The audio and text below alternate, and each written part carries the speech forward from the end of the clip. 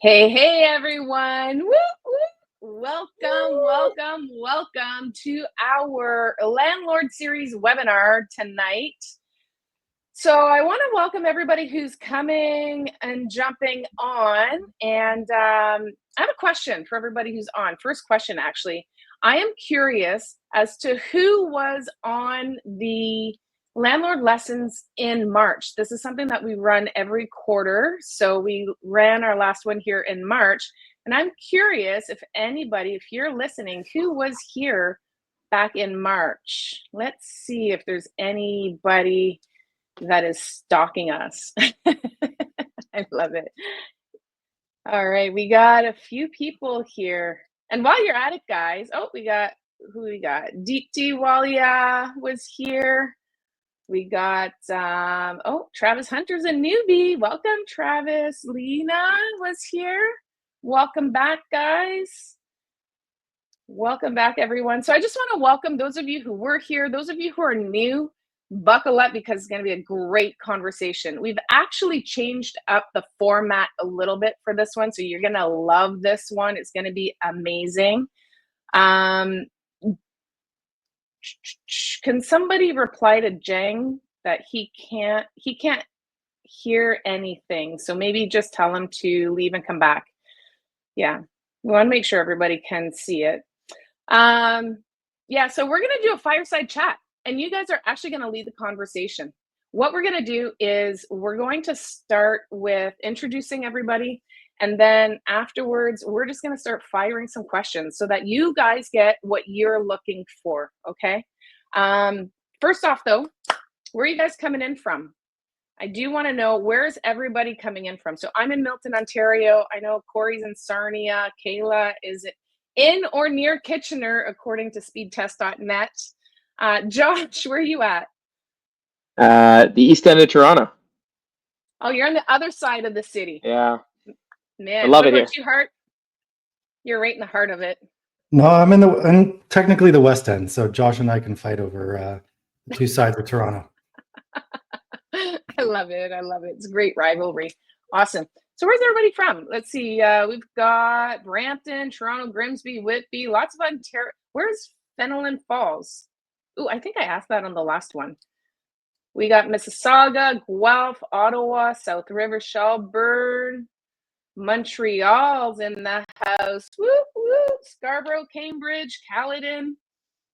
Anybody from far, like outside of Ontario? Because I know we had a lot of people outside of Ontario last time. Holland Landing. I have no idea where that is, Nancy.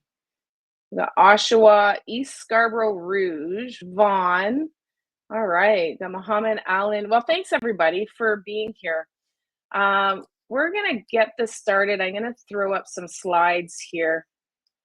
And here we go. So today's topic is how I built a business and not just a rental.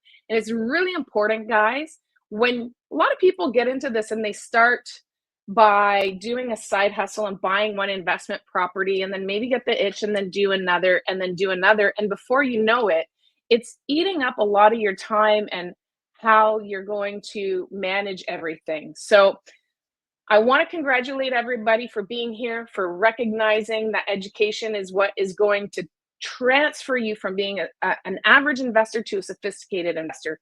This is where it happens, guys, is in rooms like this with conversations like this.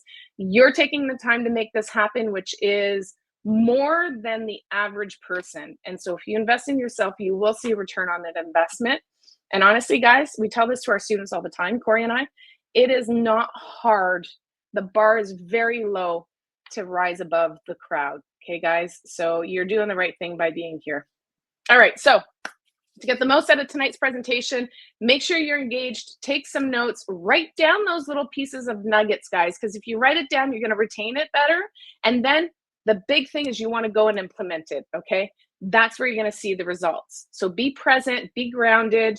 Don't be afraid to be social and comment in the chat and participate in the conversation. And again, you got to go out there and do it, because education without implementation is just knowledge.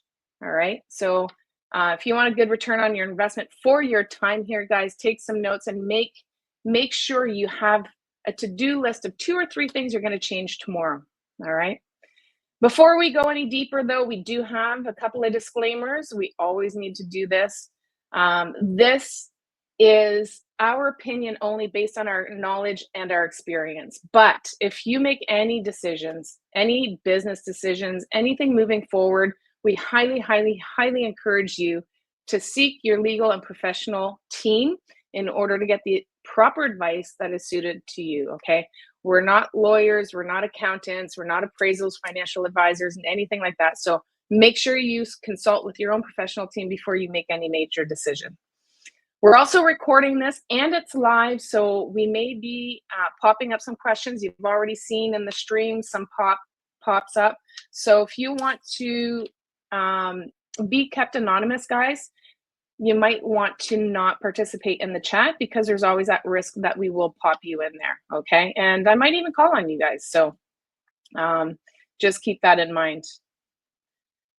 Okay, so what we're gonna cover, everything about business, okay? All about creating the framework around a business when it comes to real estate investing so that you can stop losing your mind and work more efficiently. Now, having said that, without the framework of a business, without changing your mindset about working a business, it is very, very difficult to scale. So if you have 1 or 2 properties and you want to scale into 4, 5, 6, 7 properties, you definitely want to take a lot of notes tonight, okay? We're going to talk a little bit about the pitfalls of winging it and without having any systems or any tools. We're going to share some platforms, some companies that we use, that we leverage. We're all about leveraging, not just money, but tools as well. And how can you grow stress-free while protecting your assets? Guys, it's really important to note that if you don't have systems in place and you don't have processes to follow, you are putting your assets at risk, okay? Right from tenant management, tenant placement, to underwriting a property, okay? You are at risk of losing in the end. So you want to make sure that you have that. And just for coming tonight, we've got 3 great assets for you guys that we're going to share, and you're not going to want to miss them. One is from Josh. You're going to get to know who Josh is here in a minute. But he's got small landlord package that you're not going to want to miss. We've got a privacy policy for you guys. You definitely need that, as well as the top 15 tools that you're going to want to use as you're scaling and growing and becoming more organized. Who doesn't like to be more organized, right? So that's awesome. All right. Woo, I'm just looking in the chat here. We got Saskatchewan, Balcarres, Saskatchewan, Fort McMurray, couple people in Fort McMurray. We got, yeah, I love that, guys. We are all over. All right. So before we get started, last thing, and then we're going to do our speaker intros here. I want to let you guys know we have an amazing WhatsApp community. And if you guys want to jump into that community, the people that are on stage are in that community, myself and Corey as well. And it's just such a great resource to exchange ideas, ask for, resources and any kind of help that you need. So it's help, it's conversation, it's all kinds of fun stuff. What's in the news, economic stuff. So if you want to jump into the WhatsApp group and be part of the conversation, make sure you scan this code. I'm going to show it a little bit later in the presentation as well. Scan this QR code and then just be part of the conversation. All right, so we're gonna get Kayla up here. Kayla is a Front Lobby ambassador and representing Front Lobby here tonight, but she's also the founder of Ontario Landlords Watch. And if you haven't heard this girl talk, let me tell you, you have missed out. Not only is it informational, it's very entertaining because her passion is something else. It's very, what's the word? I can't remember the word when, yeah. Contagious, yes. I was thinking, what was COVID? What was that word for COVID? Yeah. Oh, we're playing charades for a minute here. I was waiting for it. I was like, where is she going with this? Contagious, very contagious. So she's an advocate for landlords. And boy, let me tell you something.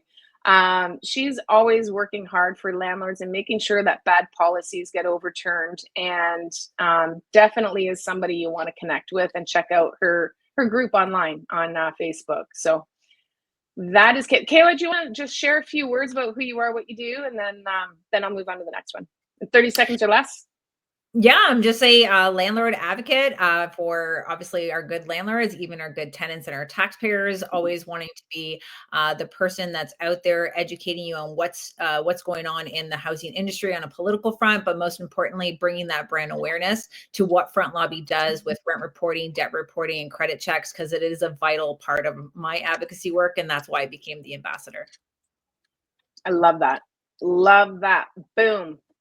Okay, next up we got Hart Togman from Rent Panda. And so Hart used to be in marketing, and he used to work with really big names like GM, Del Monte, Tropicana, even the government of Canada. And he ended up leaving that to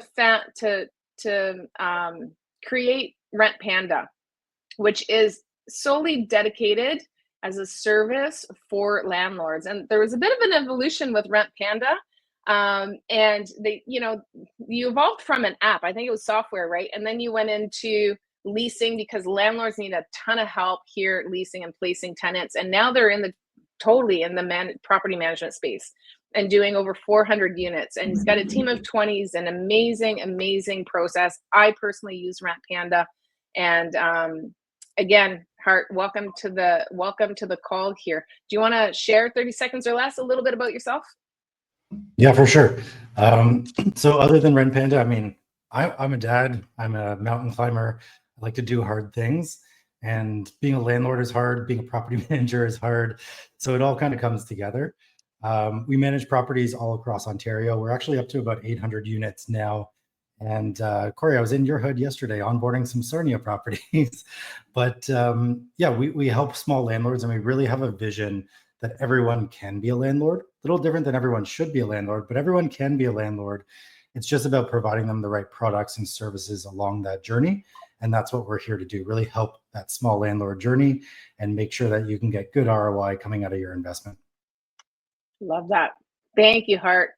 And then up next here, we got my business partner, Corey McKinnon. So Corey has been a coach for a real estate coach now for the better part of a decade. And prior to that, there was 2 decades that you were coaching in the corporate world, right, Corey? He's been 20 years doing real estate, graduated out of the corporate world and retired, having built a portfolio, 8-figure portfolio by the age of 36, and then celebrated. Woo, woo. Who doesn't want to do that? And and so now he and I have partnered together in order, instead of doing one-to-one coaching, we want to do one-to-many and help the masses out there because people are struggling. Landlording is not easy. Corey, do you want to give a 30-second brief on your background?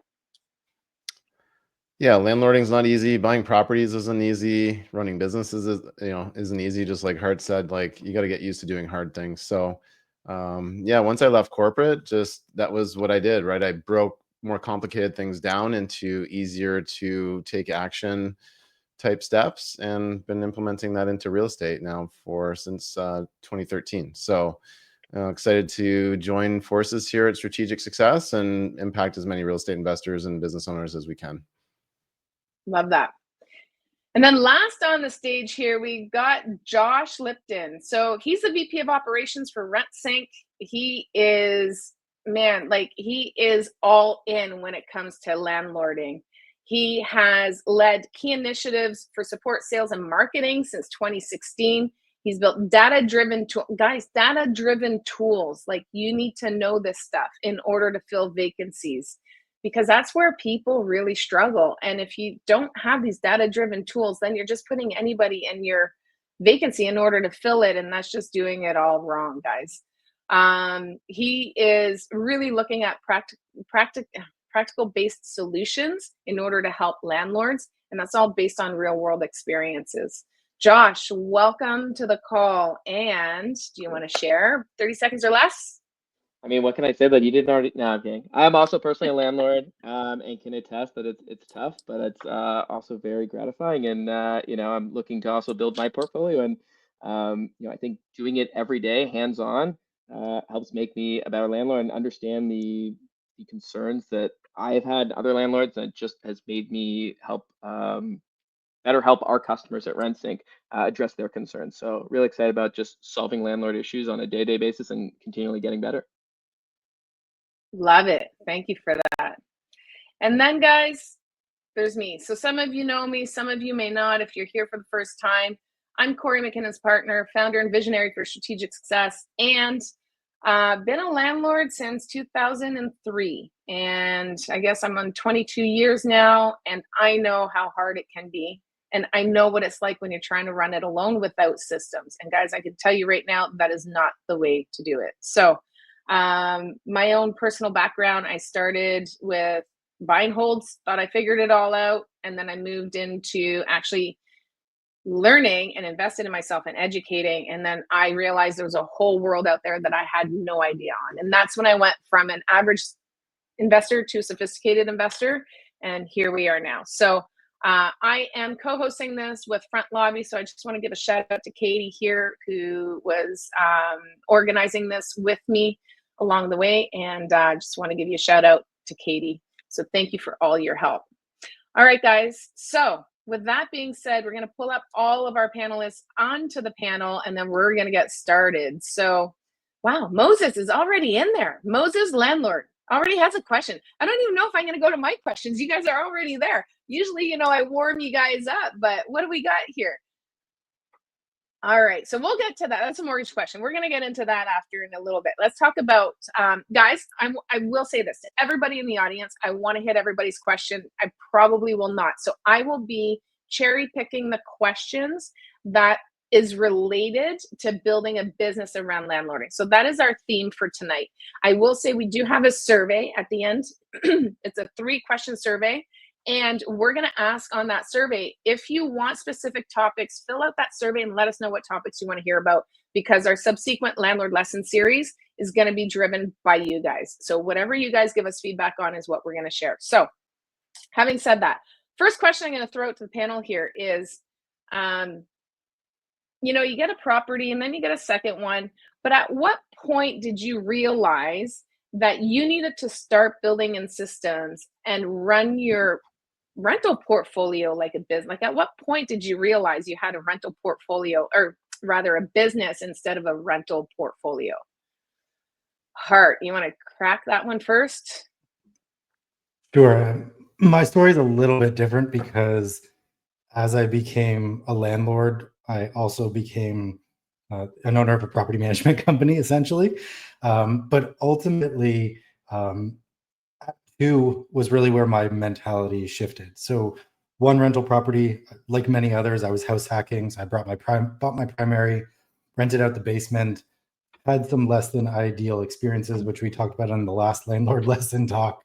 And when I got to two, I realized I needed the systems that we had also built for the property management company. And ironically, as a property manager with 400, 500, 600 units, I thought those systems probably weren't applicable to me running 2 rental properties. And I started to fall down the trap of being too emotional, trying to do it all myself, just thinking, oh, this is my portfolio, I'm going to run it differently. And so very quickly at 2 properties, I realized I needed to use the systems that we had built for 600 units, for 800 units. We've built our systems for 10,000 units.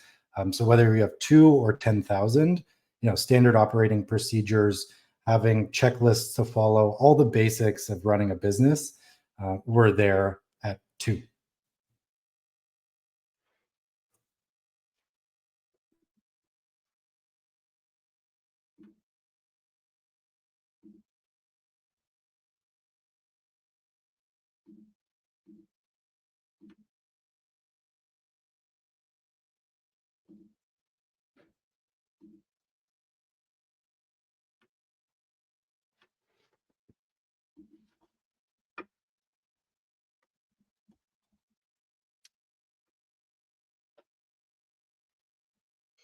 I think Danielle's on mute, but I'll jump in the meantime, and I'll say that, I only have one, but I think you should be starting from one. If you are thinking about turning this into a business, you need to start thinking about processes from the very beginning, because once you start, it's really tough to kind of bring that in down the line.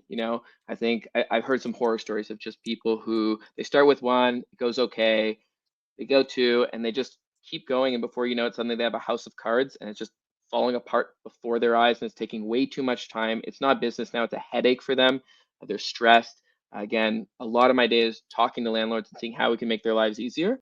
And so I really do think it's important to start from day one.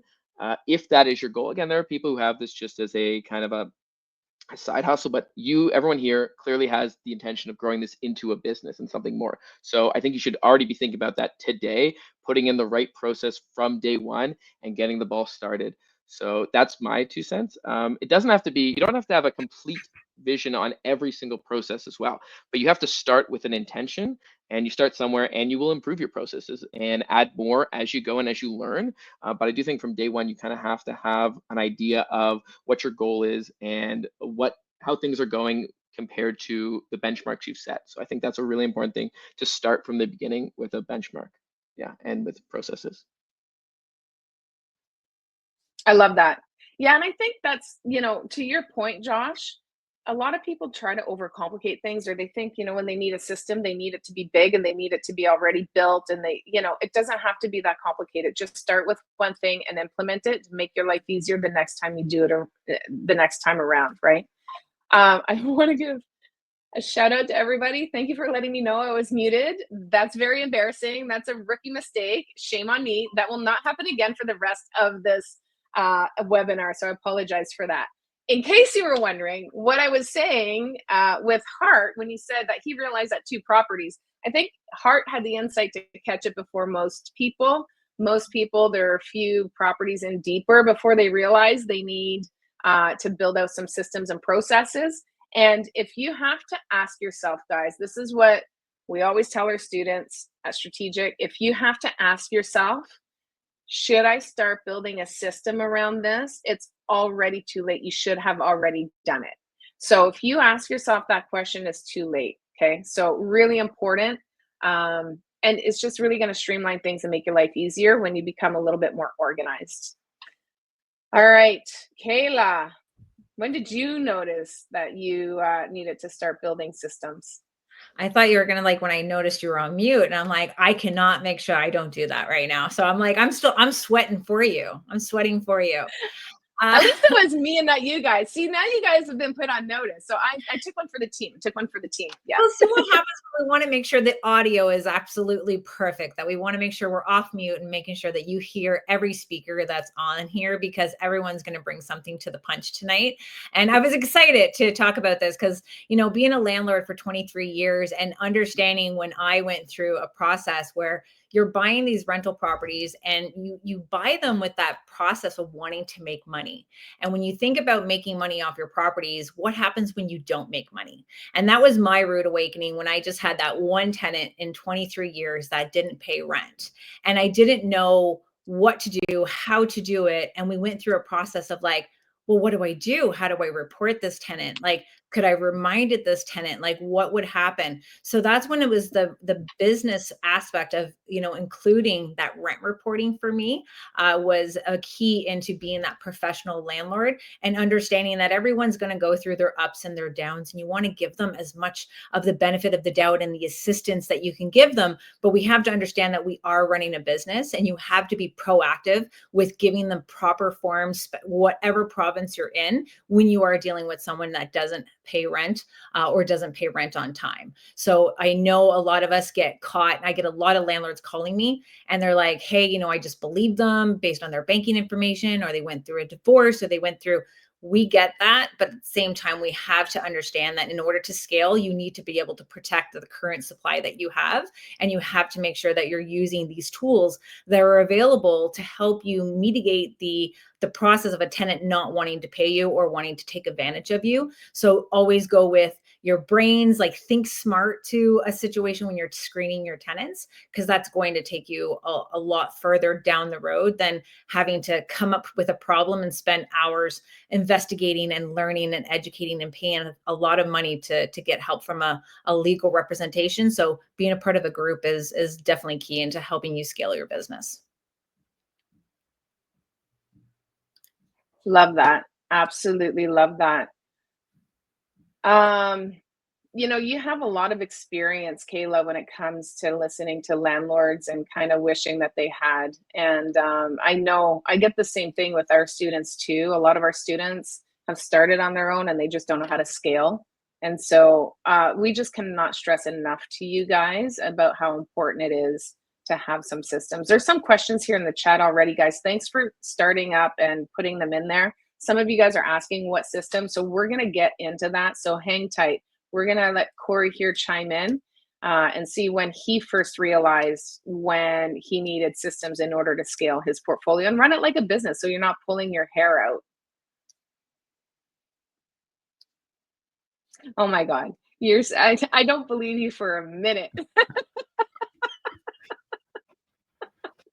All I've been told is like, make sure you're on mute when you're not talking. So there we go. I was just joking that my earliest memory as a young child was all about you have to have systems. No, very early on too. I filled up my knowledge cup early on in the game with real estate investing, and that helped out with the foundation.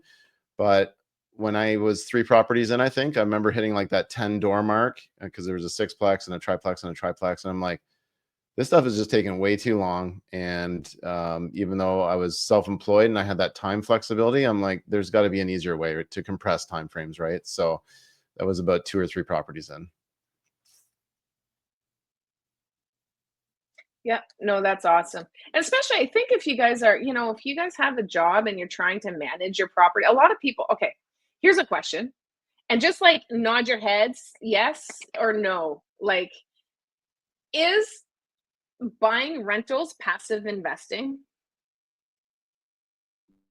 Okay. So for those of you that are, here we go. Yeah, thumbs down. It is not passive, guys. It is the equity, the appreciation that you're making in the property is passive, but it is very active. Okay. And so I think that is a misconception. And so when you have an active business, what happens is you're going to need processes around that, right? We had someone here that asked a question over what kind of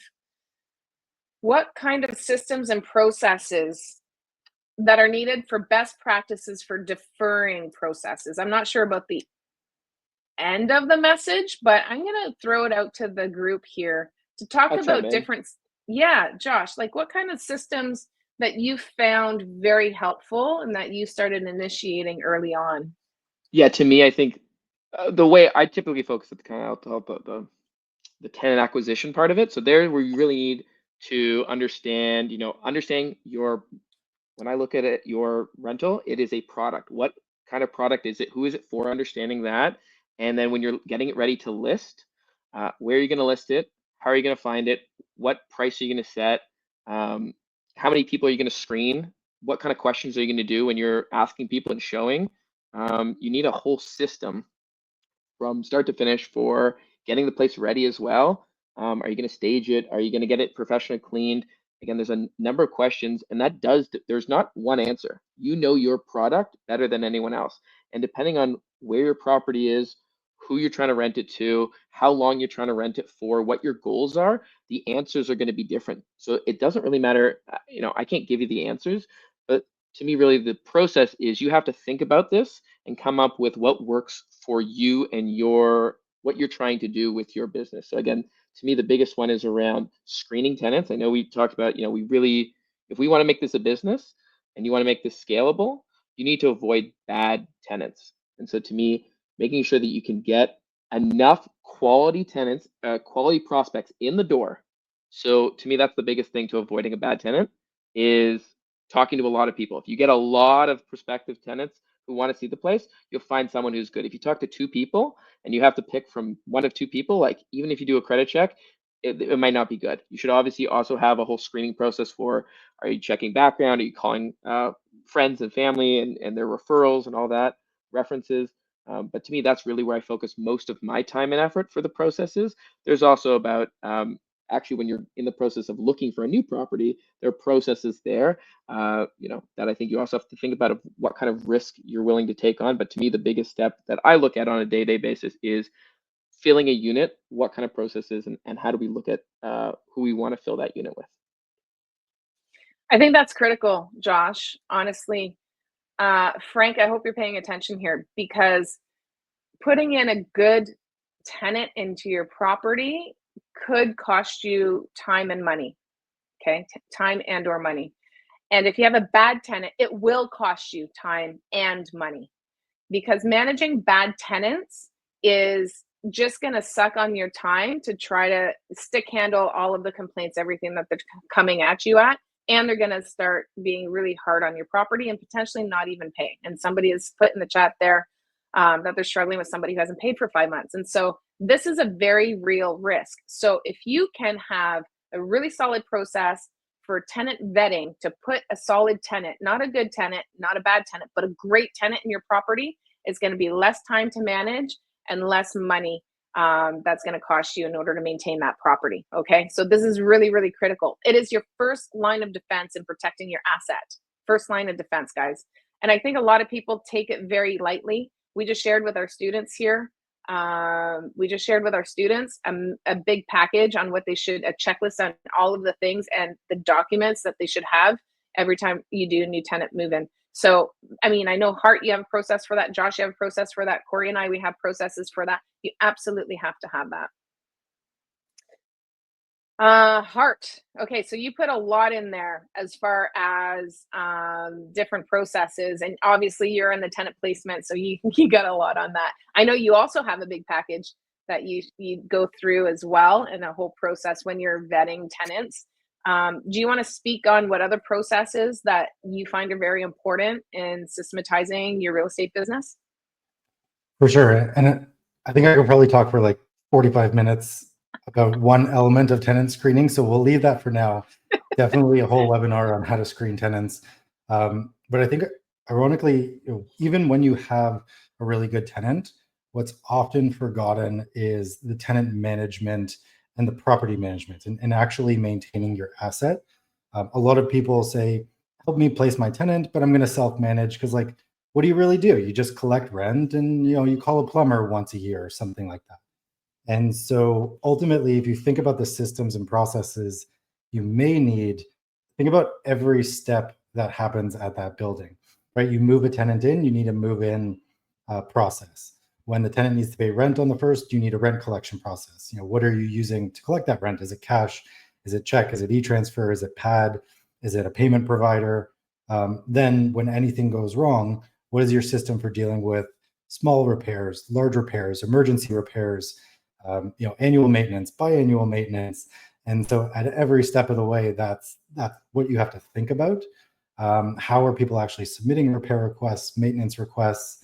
And then if things hit the proverbial fan, what happens when things go wrong, right? And so when a tenant stops paying rent, or if they pay rent late, when are you going to send them an email? When are you going to call them? When are you going to serve them the N4? When are you going to file your L1? Are you going to take them to the LTB? At what amount are you going to pursue them? Are you going to identify them as reporting rent, or are you going to report their rent as late? Are you going to pursue them to collections?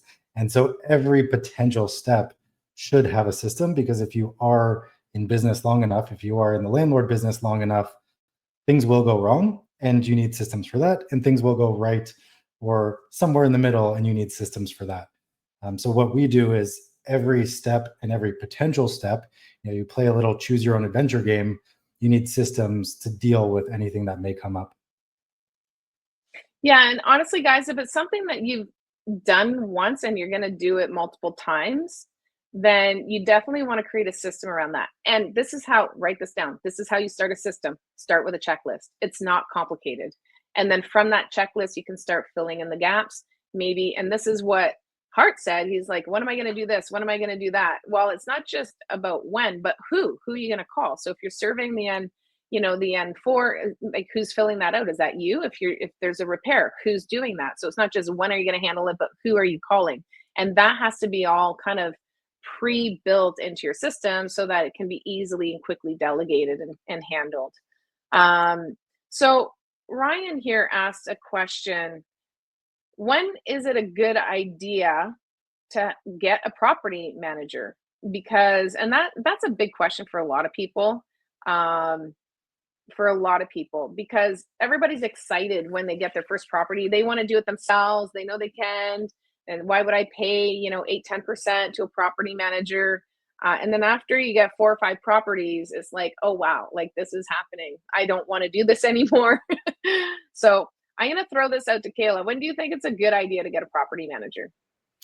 Well, one, I think it's going to be if you don't know what you're doing, then you want to get yourself a property manager so that they have a better understanding. But when you do get your property manager, you honestly have to screen them just like you would screen your tenants to make sure that there's some synergy there. They know what they're doing. You got to learn their process of what they do, how they collect rent, when they give out their notices, when they do their inspections. So it's really important to screen a property manager just like we do our tenants. And sometimes a property manager now comes in handy when we are dealing with difficult tenants and there's a lot of hostility happening between you and the tenant. So sometimes a third party coming in just to settle the waters and introduce new rules and processes, because there's a lot of landlords that think it's okay to let the tenant away with certain things and be like, it's okay. But then it starts becoming a pattern. It's now starting to ruin the enjoyment of other tenants. And now you have to deal with it. And they're going to go, well, it wasn't a problem before. Why is it now? So incorporating a property manager into that equation now could help address the issue and also take that emotion that you have towards your property out of it. And that's usually how it goes. Or you're now at a spot where, my husband, like I've been a stay-at-home mom since I was 20. I've been lucky to be able to raise my kids. And now my husband's like, I'm tired of the 9 to 5. I don't need it anymore to hold on to any jobs that he needs to get the funding from the banks. He's been able to scale our rental properties to a point where it's going to carry itself.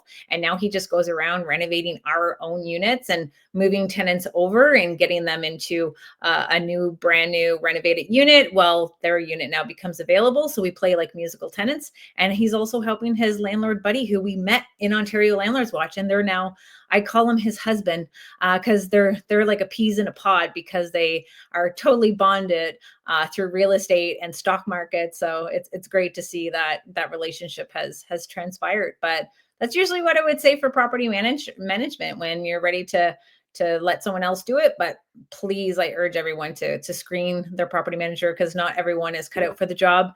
Some people get into the business of property management because they think it's easy money as well. So. Well, and they think it's easy. I think it's easy. I think. It is not.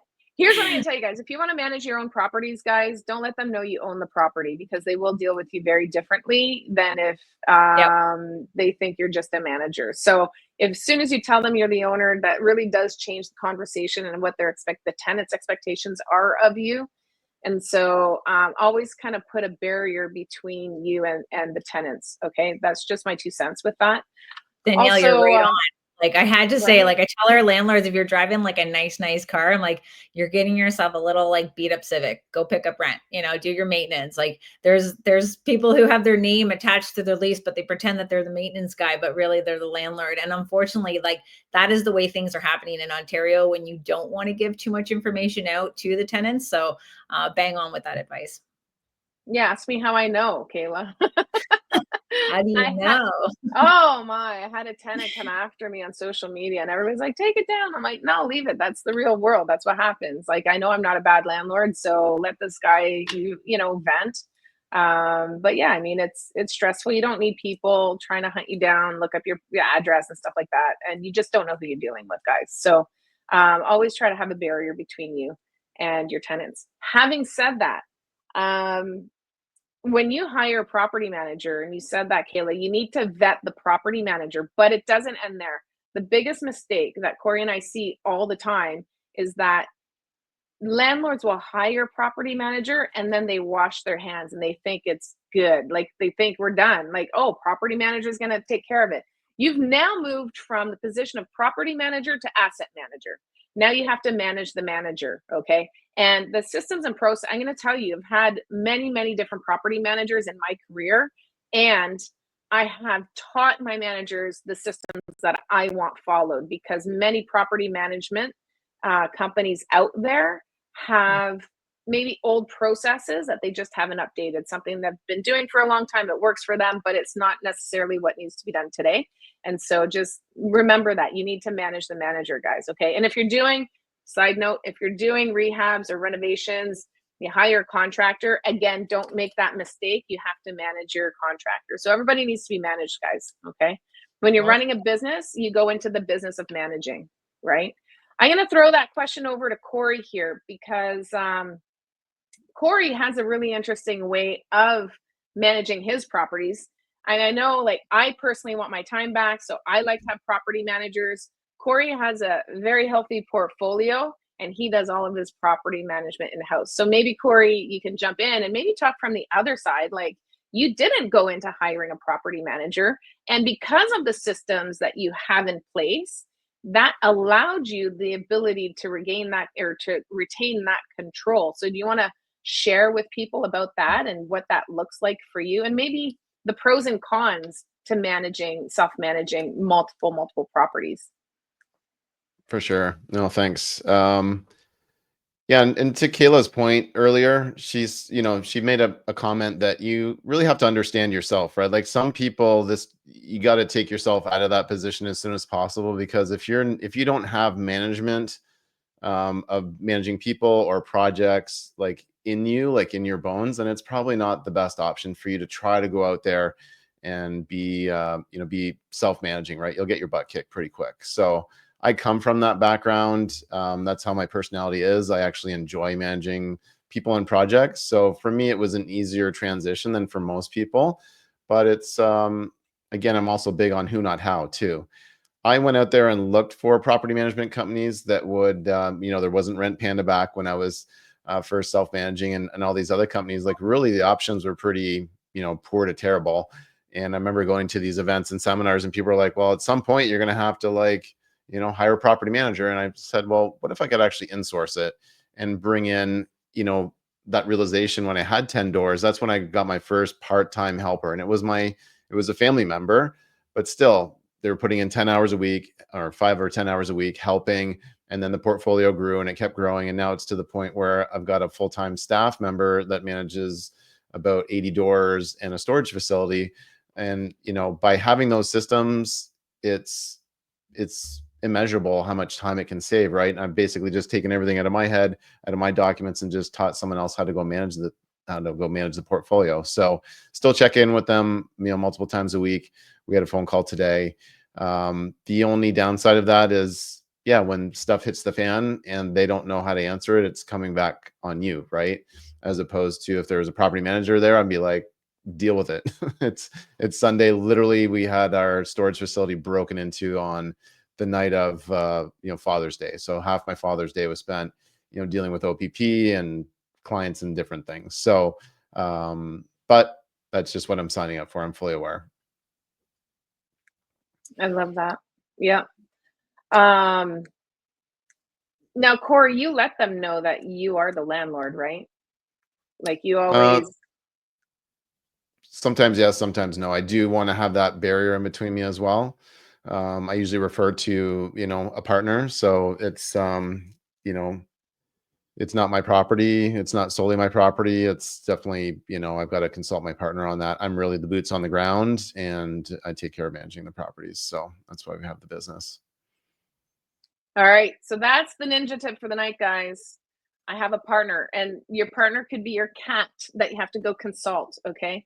You definitely need to have a partner, and you say, well, I'm not sure. I'm going to have to check in with my partner. And that's always your out until you can come back to them. Okay. Good cop, bad cop works really, really well. Yeah. Kayla's like, yep. It does. Like people know like someone's in trouble if I'm around, right? So it's the good cop, bad cop. The only thing I like to say is like sometimes with a PO box, it's about their address. They can find like your name, find out who you are. You can pretend that you have a partner kind of going on there, but sometimes it's just having that PO box where you're putting on the lease where your information that the tenants are going to potentially serve you any type of documents. So you put that part. That's the part that really makes me nervous, and it's a part of that advocacy that I'm trying to tell our government, like, hey, tenants get the skipper off, but our house stays here. Like there's, why do we have to put our personal information out there? But hey, we're in the business. This is what you signed up for. This is why some people, I think, go through a corporation. Is it a good thing? Is it a bad thing? It's definitely bad if you want to use it for personal use. So take that in consideration when you are trying to still hide your identity, and you might think that a corporation is going to help that. It could backfire when you are trying to utilize it to deal and manage with your tenants. Yeah, and Hinton said here, how do you not let the tenant know that you're the landlord when your name's on the lease? And you mentioned here, Kayla, about registering into a corp. there's another question here. I can jump in and throw that question up about, whether you should have it in a corp or in your personal name. So if you have it in a corp, you could put on the lease document the corp name, and then that way you're signing on behalf of the corp, and you just say, look, I have partners. They don't really need to know the whole corporate structure. And really the lease agreement is with the corporation, and which is considered an entity, and the tenant. And so that's a good way to kind of mask that a little bit. And you just say, I work for the corp, which is not a lie. Because obviously you're working for your corp. The corp is its own entity. So I definitely recommend that you start buying properties in a corp, guys, because it will help you with putting a corporate veil between your personal assets and your business assets. I'm just trying to find, maybe the team can help me out, but there was a question on the oh, here it is. Okay. So do you put the rental properties under corp or personal, and what are the cons for both? So I'm going to throw this out to Josh here. And Josh's like, what? If you know any pros, like, what do you do? What do you do personally, Josh? Not everybody does corps, by the way. Yeah. I recommend corps, but not everybody does it. I'll talk a little bit more about why I do that, but maybe you can share of your personal experience and why you've gone the direction you've gone in.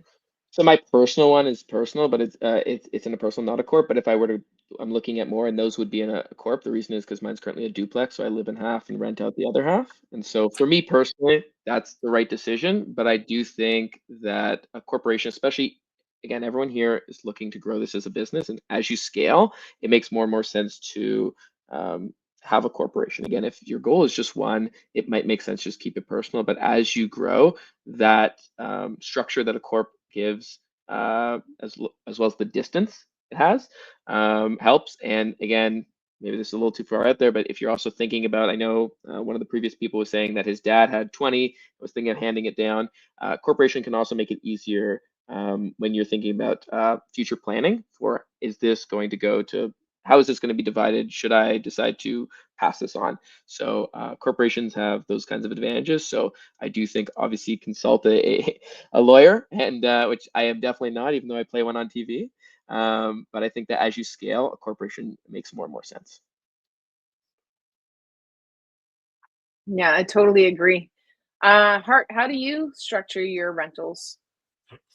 Perfect, because I was just going to jump in and say, as the son of an accountant and being a property manager, I would make the decision about a personal or a corp based on your tax implications, your legal implications, and your growth plan. So from a financing perspective, things may evolve over time. Your first, your second, your third may be personal. You may look at family members as partners and put it under their name. If you run a business that has a significant liability, like I do, you may not put it under your personal name. So I wouldn't defer to how you purchase a property and who or what is on title based on what you need to put on the lease document to introduce yourself to a tenant. I would really defer to tax implications, legal implications, and financing implications. And I popped it in the chat there, but if you don't want to introduce yourself as the landlord, put Mr. Togman on the lease and hi, I'm Hart. Make up a name if you really want to. Say you have a partner. There are other kind of soft strategies, and I would lean on tax and legal and financing reasons to do corp or personal. And definitely talk to your professional in your life, and you should have them. I was just going to go there. Yeah, because listen, everybody's situation is different. And this is why, so I'm going to jump in here, Hart. I'm going to piggyback on what you said. The reason why I put everything in corporations is for that reason. It's for tax and legal purposes, okay? You definitely have way more room to do different things when it comes to the tax planning. And so you should have a tax specialist on your team to consult with. But the legal reasons are really my number one reason why I put everything in a corp. And the legal reasons, because what happens if somebody decides to sue me? If they slip and fall, they get hurt, the mail, it doesn't even have to be a tenant, but mailman. And I understand we're not in a litigious country. That's more south of us. However, it does happen, and I am currently being sued right now. So having said that, and this was something that was out of my control, and they're suing me. Now, something happens that they win, and my current insurance policy doesn't cover it, or they get more than what I can, than what the policy allows, then they can come after my personal assets. But when you have it in an entity, in a corp, then you're keeping it within the corporate veil, and it's whatever's within the corp. So they can only come after that. And so that is really like just protecting. I put my properties in silos in order to protect them. And so once you have 20, 40 tenants, and then in each unit you have, 3, 4 people living there, and you just never know. COVID happened. There was a lot of people down on their times and things were, and that's what happened with this lawsuit that I'm in. Honestly, it's frivolous, but at the end of the day, you have to deal with that, and you just never know which way it's going to go. So for me, it's about limiting risk and reducing my liabilities.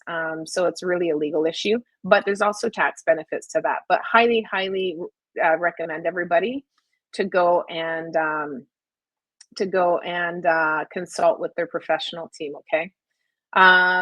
So there's some other questions here. I'm going to go over to Tahid and Corey. If it's under personal, can you move it into a corp?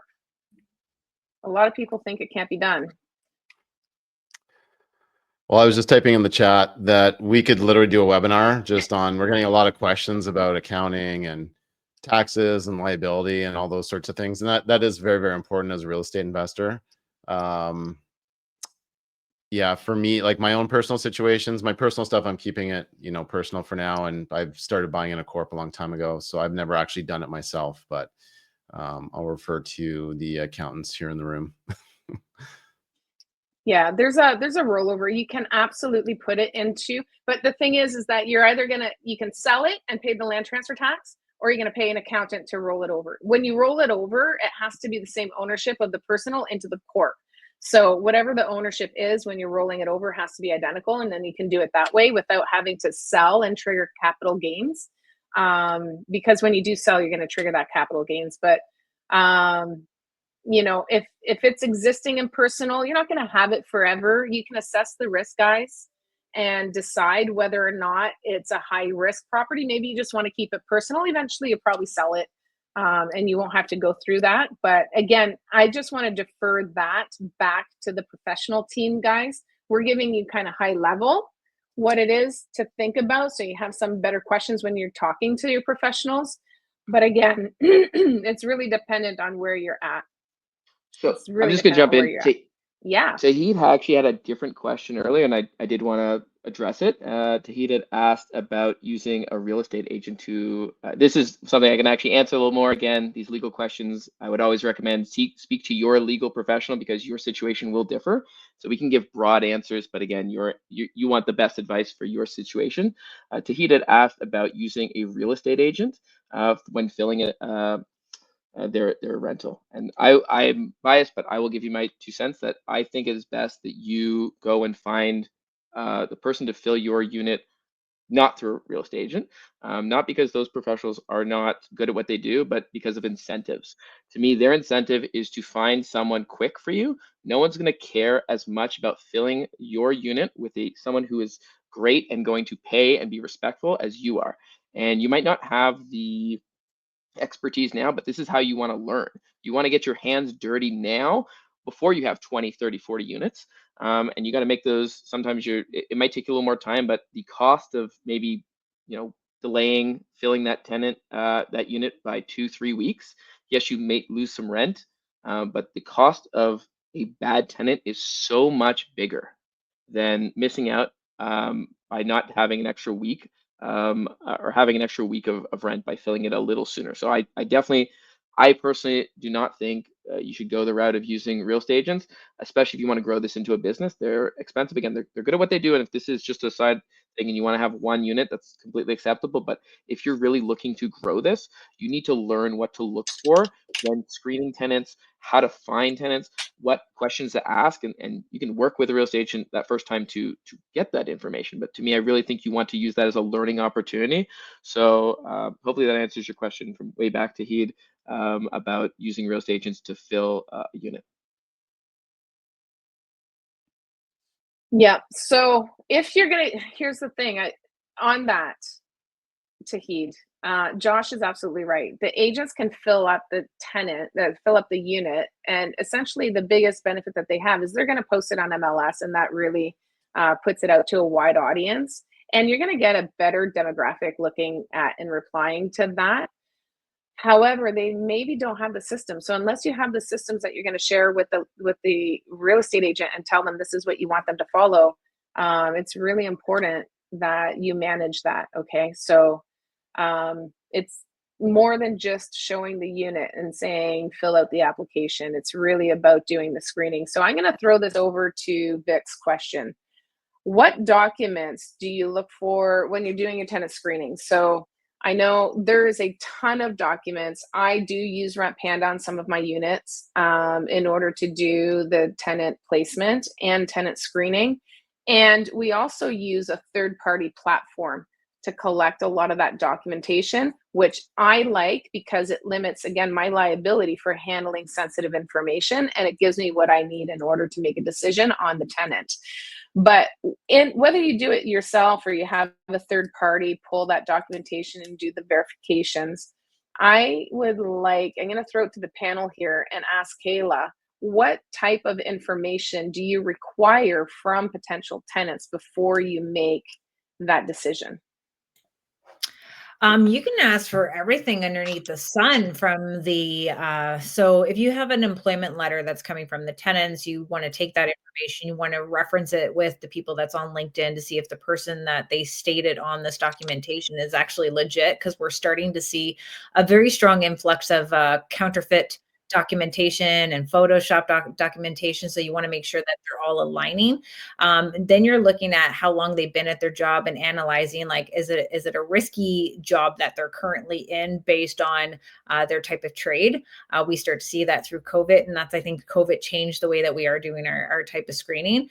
We're definitely asking for the credit check. And I just asked the tenant for their credit check because I want to see if they have that potential of giving me a fraudulent one, knowing that I am still going to do the credit check myself and making sure that my documentation given to them through the application process indicates that they are giving me permission to do a credit check. Then I will do my credit check with Front Lobby in order to align what they put on the application, such as address, make sure it's all matching with what's on their credit report, and of course their job, because their job is indicated on there as well. So a lot of it's going to also go down to that feeling of like, is there one lie that tenant gave me that's going to make me look at another application? Because we usually take about 2 applications, and that's usually where we're trying to say, okay, is it A, is it B, is it the blue pill, the red pill? That's the part where we don't really quite know. And I've seen a comment in here about leaving their unit empty in order to get the right type of tenant. And yes, you're going to risk that vacancy tax that some municipalities have, which we're fighting, by the way.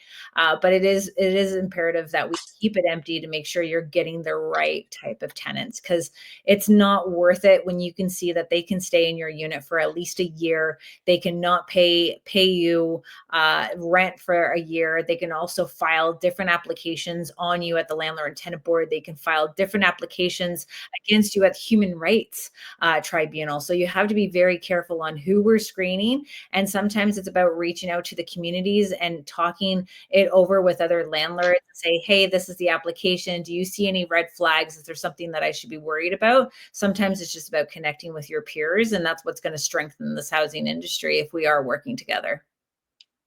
Yeah. And there are professional tenants out there, guys. Asking for the right documentation, vetting for the right tenant, and waiting for that tenant is going to help you avoid having those professional tenants that will milk the system because they understand they don't need to pay. They can go and ask for hearing in order to get evicted, and they will drag it out. And look at, if your rent that you're charging is $2,000 a month, that's $24,000 in a year that you have to carry that property. Do you have that to carry that mortgage? And on top of it all, they can and potentially will create some damage in the unit before leaving. I've heard horror stories where tenants will just turn on taps and walk away. All kinds of, put holes in the walls because they know it's going to make your life miserable and incur another $10,000, $15,000, $20,000 in damages. I've had, one of my washing machines was urinated into. Well, it was just full of urine. And yeah, these things do happen, guys, right? And so asking for the right documentation, doing a tenant vetting process, waiting for a month or two is just the cost of an insurance policy. Okay. Truly, it will be less time, less money, less headache. Corey, is there any additional information that you ask for when you're doing your tenant vetting process? Hopefully everybody can hear me here. Seems like I'm frozen. Let me try Oh, you switching are cameras. frozen. Okay, well, we'll put you on hold. We'll come back to you. How about we go to Hart? I know Hart's got lots of different. Yeah, so I'll be quick because Corey looks to be back. I'm But like, they're going to be fighting. ultimately, I'd say there's a ton of screening providers. There's a ton of potential documents to ask for based on the tenant profile. My one key takeaway is verify those documents. And there is no reason to trust a document provided to you by tenants. There's so much fraud these days. It used to be that anyone could, learn Photoshop pretty quickly and adjust a document. Now ChatGPT will do it for you, and many different AI platforms. So it has never been this easy to create fraudulent documents. So make sure you pull your own documents, you verify them, and there's software out there that will read a document and analyze whether it has been tampered with, even if you are collecting those documents direct from the tenant. So that's my biggest nugget and takeaway. Which is one of the reasons why I like using Hart at Rent Panda, because I do know that they screen these documents. Now, having said that, Hart, before we go to Corey, you had a pastor. I did. We had a pastor apply to a main floor of a duplex in Oshawa. I was actually showing the property, so back to the days of doing it all myself, which was a no-no. We had a pastor apply. I met him in person. He brought his whole family out. Very nice individual, provided me all of his documentation, including an ID, an employment letter, the website of his church. And in screening them, everything looked good, put it into the document verification systems, and found out that the church was fake. He was an online pastor with a YouTube audience. His ID was completely fraudulent. Everything about his bank statements was fraudulent. And maybe technically he had his pastor certification, but that was the only thing true about his entire application. So we denied him, but never let your emotions guide you. And if you think, we've seen fraudulent documentation from OPP officers, from pastors, from lawyers, from real estate agents. So do not trust anything. And Danielle, as you always say, trust but verify. So if you are going to trust, make sure you at least verify. Yeah, and I'm like dead set against assumptions. So don't just assume because they have a good job or they're a pastor that they're going to be, legit and the right tenant, because I've seen some some nurses that just were terrible. There's just a lot, like, you just can't assume based on their profession or what they do. So it's really important. Okay, Corey, what documents do you look for that maybe Kayla didn't mention? Was there anything else that you request? Yeah, there's a lot here. I mean, obviously start off with a strong application form. Like if you're vetting and this is your front line of defense, you want to make sure that you're getting all the information that you want. Don't just get their previous landlord, get the previous landlord, get as many landlords as you can, because they're, a professional tenant eye makeup is only going to try so hard to fake the story of like having their friend as a landlord. They pick up the phone. You want to make sure that you're getting a copy of their ID. You can check them out on social media. You can get a criminal check. There's lots of different things that you can check for sure. But we want to see all of it. We want to have conversations with their employers, with their past landlords. It's so important. And again, there, guys, just spend the extra time doing this on the front end. It'll save you so much headache on the back end. And, people are afraid of having that vacant unit. I saw in the chat here about vacancy taxes. That kicks in after 6 months, I believe, in Toronto and Vancouver. So you shouldn't have your unit vacant for 6 months. And that, if you have a great marketing system, which we haven't really talked much about, I always tell people that it's kind of like a YouTube video. It's all about how you market your units, and it's thumbnail, title, and the copy or the content that's in there. So always make sure you're putting your best foot forward when it comes to your rentals. But yeah, when you have systems, you can actually move faster, have a bigger funnel, get more applicants in. Josh was sharing his process there in the chat, so make sure you're tuning in the chat. But you want to narrow it down to your top, 3 or so, and then you're pulling credit check and all that sort of stuff on them at that point too. So even just as simple as getting a copy of their ID. I've literally had tenants like with a different name. I'm like, oh, that's my nickname. I'm like, nickname, eh? Really? Interesting. We didn't pursue any further. Yeah, and you know what? Take a moment when you're trying to give people the benefit of the doubt. Honestly, like if you have to, don't try to bend things to make them fit the narrative that you want. Take what the facts are in front of you at face value. Trust your gut, and yeah, don't take people just because you're feeling desperate to fill that vacancy. Okay. Okay, so Corey, you got me so excited. You brought up marketing, and we're talking about systems and how to build systems. Marketing is the heart of your business. And obviously, if you want to fill your vacancy quickly, you need to get the word out there. You need a really strong marketing in order to bring that in. And I want to come to you, Hart, because you're in marketing, but Josh is nodding his head so profusely that he won the battle to go first. So, Josh, marketing. There you go. What systems do you use in order to market? And what tips can you share with the audience here as far as marketing to attract the best tenants possible? For sure. Well, I think marketing is severely underinvested in this area, in that I think a lot of people say, you know what, I don't want to spend some money on marketing. I'll save it. I'll post on Facebook. I'll post on Kijiji for free. And to me, it's, for people who've been in sales, like the quality of lead is very, very valuable. You want a lot of leads to fill your funnel. And so my big thing is always pay that money, pay a little bit of a premium to get a lot of leads, get the word out there. This is just like from a strategic standpoint, the more leads you have, the higher likelihood you're going to find someone great. That's just not about, then there's the tactics of how to actually position it. Again, you want great photos, you want to do a great job of using descriptions. A lot of that stuff also can be much easier now with some of these tools, like ask ChatGPT to write up a description of the area. There's tools to make your photos look better. There's a lot there.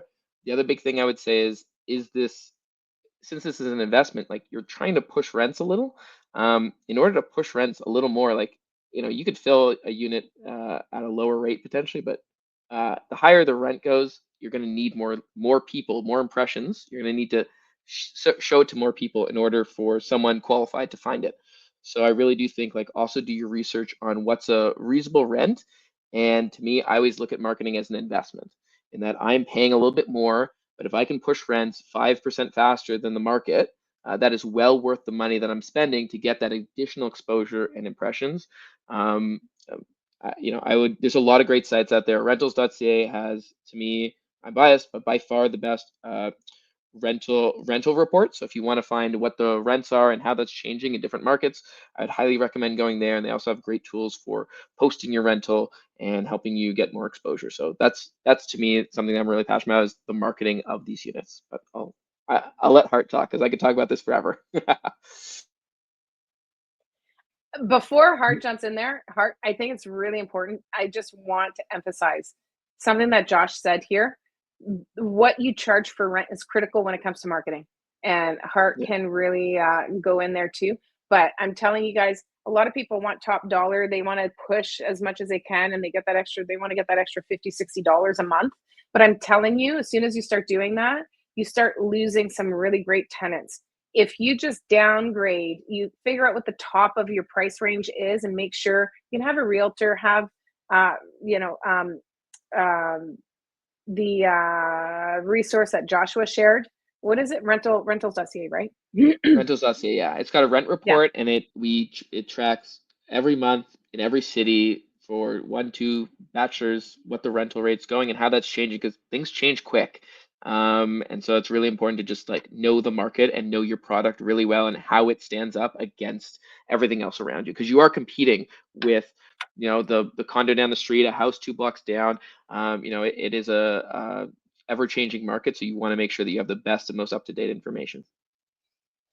Yeah, and so if you bring that rent down a little bit, those great tenants are going to see, hey, this is a really great price of a deal, and they're going to want to go in there and apply. So just really important, guys. It'll also be a wider funnel for you guys to have more people applying. So, and for that little extra that you're giving up, you're really going to find that better tenant. I promise you. Heart, marketing. Tell me. So first and foremost, I couldn't agree more with Josh. And we syndicate our listings through RentSync, through rentals.ca, and push it out there. And primarily to be a bit of bearer of bad news, we are not in a rental market that we saw in 2023 and 2022, 2017. Like, you can't just post a property on Facebook and get 1,000 messages, and one of them is going to be an amazing tenant. You have to post out to multiple platforms. We're in a pay-to-play world, and all of the marketplaces have really pushed that. We used to be non-believers in even platforms like Kijiji because it didn't yield any results. But when you pay for Kijiji, you get the results. When you pay for Facebook posts, you get the results. When you pay for RentSync, not only do you get the results, but you can be hands-off and be on 12 different platforms at once. But we're in a more advanced world, and it's a much different market. And again, just like Josh said, you are in competition with other landlords, and that's never been more true than right now. Again, we have 30-year high supplies. So if you have a condo in downtown Toronto, you are in competition with every single other probably exact same condo in that building. And so the person that drops their rent by 25 or 50 bucks, the person that pays for that extra listing, they are going to get that high quality tenant first. So we're in a different market. All that being said, when you do those postings, you can't have a crappy posting and pay, and then it's going to work out. So from the start, you need to have high quality photos, you need to have videos, you need to have a quality description that actually attracts the tenant profile that you want. You need to be on platform responding, or have systems that auto respond for you and drive people to links to engage. Because oftentimes, if a tenant is a high quality tenant who's working all day long, who's searching at 10 o'clock at night, and they're messaging 30, 40, 50 landlords to go see the place tomorrow or that weekend, the first person or the second person to respond is going to get their engagement, and they're just going to forget about the rest of them. So throughout the marketing process, you need to think about it like a business. You need to have the systems in place to treat it as if it was your full-time job. And to the question of, should you hire a property manager, a real estate agent, a leasing specialist? If you can't treat it like your full-time job in the moment, in that crucial moment, then you may want to consider hiring someone who can, and doing all the vetting of that person to make sure they're going to be responding in a timely manner, taking good quality photos. All of those steps that you would have in your system, they need to have in theirs. I love that. It's really important, guys, that you take your marketing seriously, and that's what's going to help you be able to vet, find the great tenant, and avoid those professional tenants. So the marketing is a system that you really have to build out. The tenant vetting system, right from the application to the showing, reading the application, and then putting them into the unit is a system itself. So the tenant walkthrough, that's a whole system, and then managing the property is another system. So guys, like, chunk it down. Think about the whole landlording process from start to finish, from when you first start putting it out there that you have a vacancy to the time a tenant leaves and what you do when they leave. And chunk it down, and then just build a checklist for each step of the process, each part of each system. And then that's when you can start seeing that, oh, okay, I do a lot of this stuff over and over again. What can I delegate? Who do I call in these instances? And then it will help you stay more organized. All right, guys. I want to thank Corey here for nudging me about 3 minutes ago to tell me that we're about to go over time. So having said that, I'm going to pop this up, and I've got a few slides to go over real quick, guys, a couple of announcements, and I have that promise that I made to you guys for a free resource. So what I'm going to do is right here, mark your calendars. We have the next one. The next webinar that we have is on July 16th, and it's going to be at 8 p.m., 8 p.m., not 7. So it's going to be a different time. And it's going to be with Daniel Foch, and he is all about the economy. We love having conversations with Daniel Foch here. He is absolutely amazing at how he looks at things. And I've had private conversations with this man, and there's not very much that he said that I would actually disagree with. Like, he has been very, very spot on in predicting what's happening in the economy, how that relates to us. He's a real estate investor himself. He's in the real estate space. So it's really good to translate that into what's happening in the economy, into how that affects us. So if you really want to get your finger on the pulse with the economy, what's happening, make sure you scan this. While you're there, this QR code is going to take you to Eventbrite. I hope the team is putting in the link in the chat as well for you guys. So yeah, it's right here, guys. So what'll happen is when you go to Eventbrite, make sure you click on follow organizer, because any new events that we have coming up, we will be sharing it in Eventbrite, and then you guys won't miss it. Okay, so make sure you don't miss it. July 16th. The next thing is, I told you guys I was going to remind you with the WhatsApp community, all of the stuff that we talked about tonight. And if you had a question, let's put it into the WhatsApp chat and continue the conversations. There was a lot of questions around corporate structure and what to do and holding corp. Sorry, guys, I couldn't get to all of those. We really wanted to try to keep it on building systems for your business to scale. So if you have more questions about that, put it in the chat. We can have the conversation there. Okay, so you can scan this QR code, jump right into our public community, and then we'll keep the conversation going there. Now, here's the freebie that I promised you guys. It is 8:17 and we need to wrap this up because I'm 2 minutes over. What I will say, there's a few more questions in the chat. I'm going to ask maybe if the speakers want to stay on for a few minutes more. Maybe we can go for an extra 10 minutes or so till about 8:30 Eastern time. But in the meantime, here is the free resource for you guys. So make sure you scan this. I am telling you right now, the ultimate small landlord playbook, I've seen it. It is amazing. You're not going to want to miss that. So make sure you download that. And also, some of you guys were asking about what systems do you guys use, but also what tools do you use? And maybe, I don't know if you did already, Hart, but somebody did ask, what was the tool that Pardeep was asking? What tool do you recommend for the document verification that you were saying? So if you could share that in the chat, that would be awesome. But there's top 15 tools here. Guys, AI is everywhere. Like, we got apps for everything 10 times over. This is just a high level list of tools for you guys to start looking at. And if you look at this resource and you pick one and it helps you in your everyday, then it's worth it. So pick one, implement it. And then, once you get that as part of your system, then you can pick another and implement that. The other thing that I want to say, these are tools, but there are service providers as well. And everybody on this panel has a service to help you in your business. So Hart does leasing, Josh, like, we all do things. And so make sure you connect with your speakers here in order to capitalize on that. All right. Now, if you guys enjoyed the webinar tonight, we wanted to make it about you and answer your questions, and we want to continue with that. But in order for us to do that effectively, there's a couple of questions we'd love for you to answer. Nobody loves surveys. I promise you, it's 3 questions. That's it. You can remain anonymous if you want. You can put in your information if you want to share who's sharing it. Either way makes no difference. But what we're looking for is a little bit of feedback where you can share what topics that you want to talk about, maybe what you liked, what you didn't like, where we can improve. And this way we can keep delivering to you what it is that you want so that it stays relevant. So I would really love your feedback on this. And yeah, I just want to thank everybody in advance, because this is what's going to help us continue to deliver what you want. Okay. So if it's possible, to the speakers, are you guys okay? Give me a thumbs up. Are you guys okay to go for an extra 10 minutes? Maybe you can go to 8:30. There's a couple extra questions. Yeah. Okay.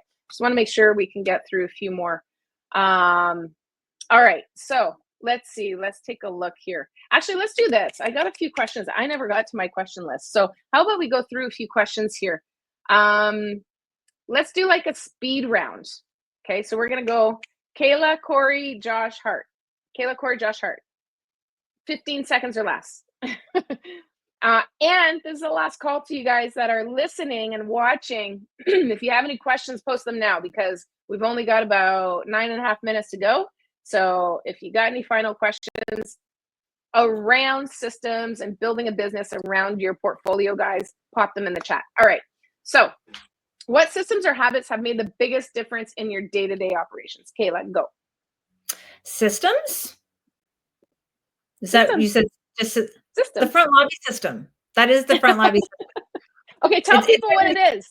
Tell It's people everything. what it is. From credit reporting to background checks to monthly rent reporting that keeps our tenants on the straight and narrow. We can do all the checks and the balances, but there is that system that is still a problem where we have good tenants that go bad. Front lobby keeps them on that straight and narrow, knowing that every rent payment that they make, it actually benefit them and help them grow their credit.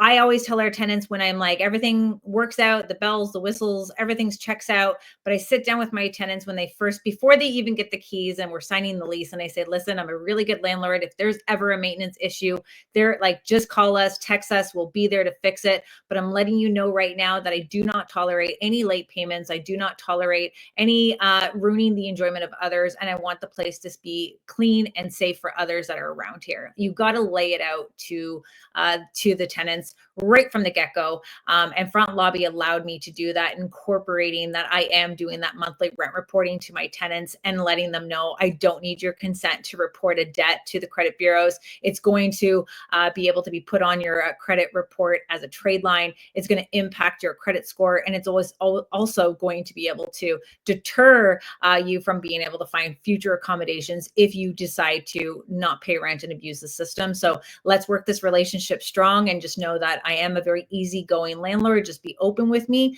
but you mess around, you find out, right? So, and that's usually the ball and chain that I have working. And you know what? Hey, all my tenants are great. I just had that one in 23 years, and you just have to keep that system working to say, hey, it's a business. I'm sorry to treat it like this, but it is a business, and that's how I work my business.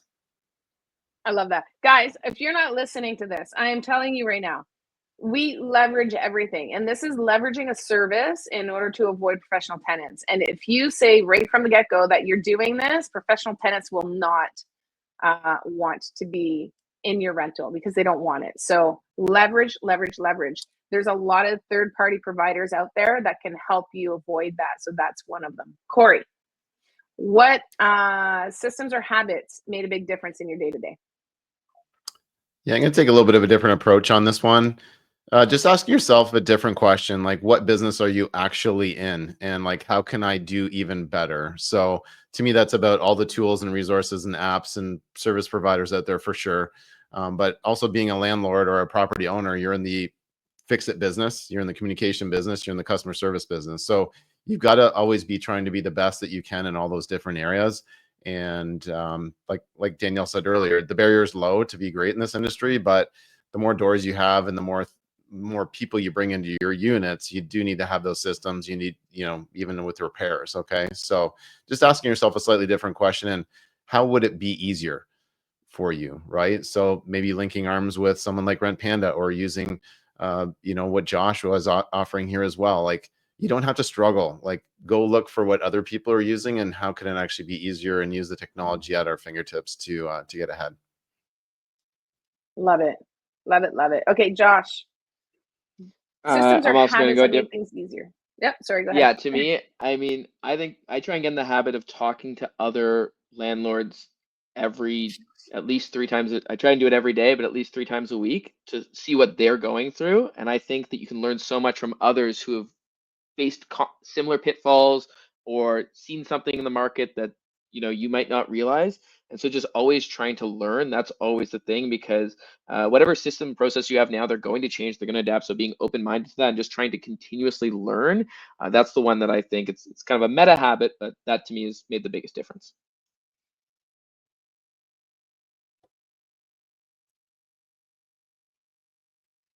Hart, I think you're I'm up. next. Okay, cool.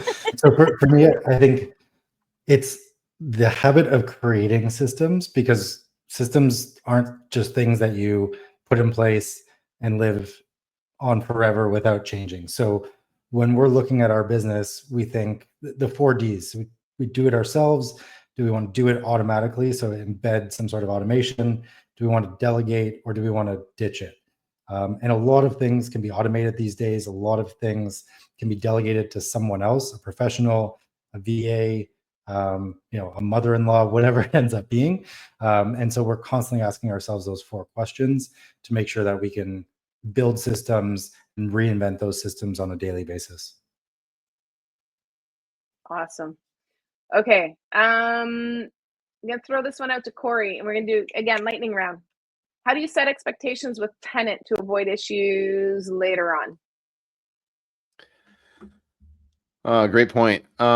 Much like Kayla, like we've just got a way that we position things, right? And for us, it's like, just do these 3 things and we'll get along great. Pay your rent on time, don't do damage to the unit, and don't harm the enjoyment of other people in the units, right? So you've got to be okay being firm with your tenants. And it's not a friend relationship. This is a business relationship, and you just got to lay it all out on the table. So this comes from years of experience of like, anytime something has gone wrong, we're going to have a conversation about it and set those expectations.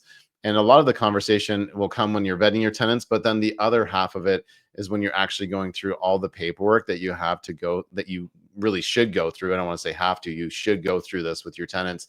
Take the time. We book extra time and go through things thoroughly with them. We explain all the different paragraphs that we're going through, and we let them know why this is important to them and why we have this as a company policy. So make sure you make the time for having those conversations. And you also, I know you do this, Corey, as well. You also will actually show people how to use your appliances and what to do, what not to do in the unit, right? Yeah, everything is as little as, like, if we have nice window coverings, like this is literally how you do, like, you don't just, like, when the blinds are closed, you don't try to crank them up and rip all the strings and, like, because we've literally had tenants like just use things wrong, or like they don't know how to clean a glass top stove. So it's like, this is the cleaner that you're going to use, right? We just leave a bottle. Like, this is the sort of things that you need. So how do you, like, so many tenants don't even know how to use a double hung window, right? So they're like, it's really cold here in the wintertime. I'm like, yeah, because the top of the window is open. So you got to push it up and pull it down and then latch it close. So don't expect people to, they haven't been homeowners. Even if they have been homeowners, don't assume that they know everything. Don't treat them like an idiot, but just make sure you're explaining everything thoroughly. Love it. Okay. And we've got like 2 minutes here, 1.5 minutes. So I really want to I just realized I also had on my notes here to talk about record keeping. And I think that's just so critical when it comes to scaling as well.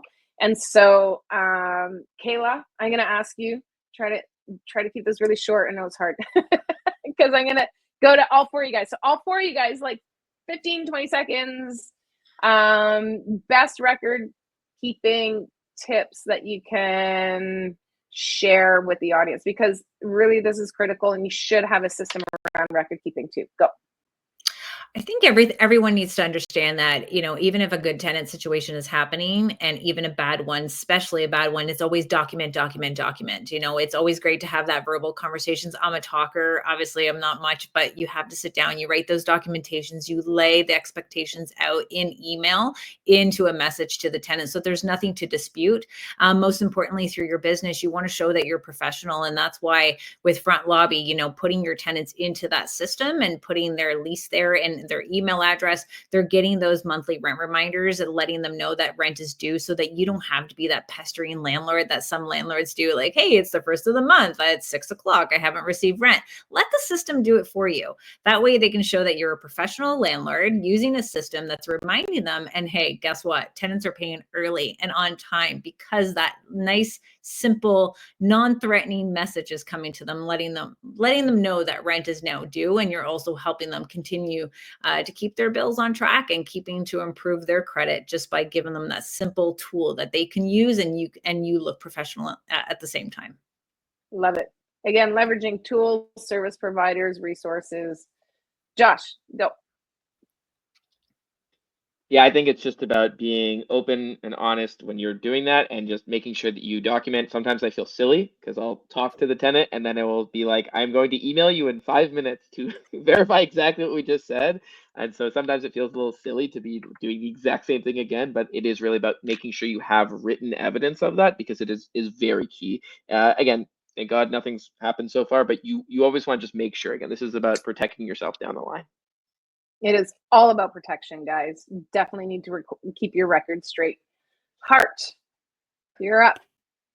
So really simply just have a Google Drive or some sort of drive system from the point of purchasing the property and getting your mortgage docs together. You're going to need those again for your second purchase and your third purchase. Photos and videos, your leases, your work orders, your receipts, like just get in the habit of putting everything there.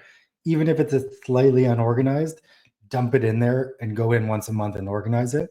But just have it there and get in the habit of dumping everything in. Love it.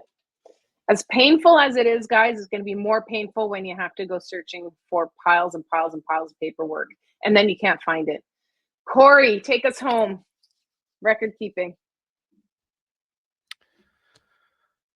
Man, when it comes to record keeping, I guess like people get into real estate and they don't think that this is going to spit off a lot of receipts and statements and all that sort of stuff. Get all your stuff on auto pay, bills, and get them paperless so you can just pull them. And again, this isn't something that you need to do as well. Like this is something that you can easily put a person in the driver's seat to do those things for you. Digitize it, make it easy so you can do it from your phone. This literally should be your best tool out there, is what you can do from your phone these days, right? So. And get yourself a bookkeeper. It should be one of your first hires as you're growing. I wish I would have got mine earlier, but I struggled for like 5 years trying to do all this myself. And I'm like, I didn't go to school for bookkeeping. I went to school for business. So yeah, hire those people early on. Because like Danielle said, if you think that you need it, you're already too late. Pick a system, pick a person that you can grow with over time, which is a lot of people here on the screen tonight. Love it. Love it. Love it. Love it. All right, guys. Well, we're out of time. And so I just want to say thank you for everybody jumping on this and hung in with us. Everybody held strong. So I want to say thank you. Appreciate your time. Hope this was valuable to you guys. Jump into the WhatsApp chat. Let us know your thoughts on tonight's webinar. Give everybody else who's in the chat FOMO who didn't jump into the webinar, and let them know what they missed out on. I want to say there was somebody also who threw out a question whether or not the recording, we would be sharing the recording. We will be sharing the recording. All of the links that you saw to the WhatsApp chat and everything else will be sent to you in an email. So if you missed it, part of it, it'll all be sent to you in an email. And until next time, everybody, I want everyone to give us a big whoop, whoop. Yeah, yeah. Here we go. Till next time. Woo! Thank you. Bye for now.